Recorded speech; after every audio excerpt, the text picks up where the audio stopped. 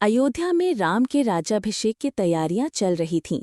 पूरा नगर उत्साह और उमंग से भरा था। पर तभी कौशल्या और कैकेयी के बीच घटित संवाद ने सब कुछ बदल दिया।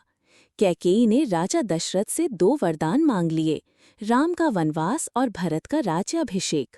राम सब कुछ त्याग कर 14 वर्षों के लिए वन को चल पड़े। उनके साथ सीता और छोटे भाई लक्ष्मण भी वन को जाने को तत्पर हो गए। लक्ष्मण ने मन में निश्चय किया था, जब तक राम और सीता वन में रहेंगे तब तक वे एक क्षण भी विश्राम नहीं करेंगे।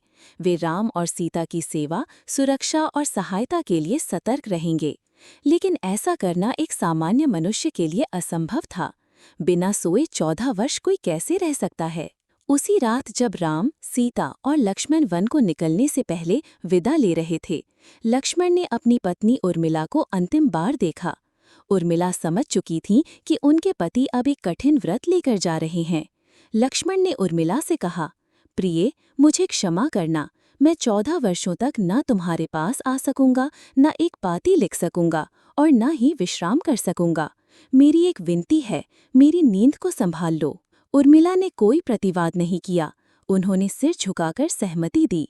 उसी क्षण निद्रा देवी प्रकट हुईं।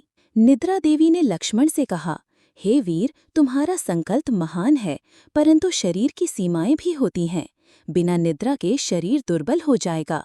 यह संकल्प तभी सफल हो सकता है जब कोई और तुम्हारी ओर से यह नींद ले ले। तब लक्ष्मण ने कहा, यदि मेरी पत्नी उर्मिला यह नींद ग्रहण करें तो क्या मेरा संकल्प पूर्ण होगा?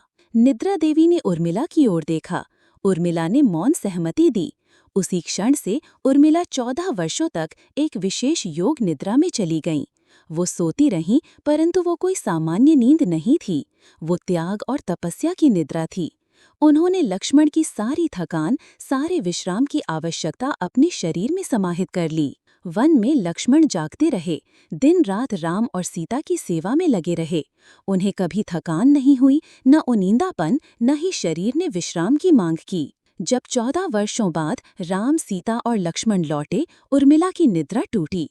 उन्होंने आंखें खोलीं और ये ऐसे था जैसे वो कुछ पल को ही सोई हों। राम ने उर्मिला को नमन किया और कहा, उर्मिला, अगर लक्ष्मण का जागरण तप था तो तुम्हारी निद्रा उससे कहीं बड़ा यज्ञ थी। तुम्हारे त्याग ने लक्ष्मण को यह व्रत पूर्ण करने में सहायता दी।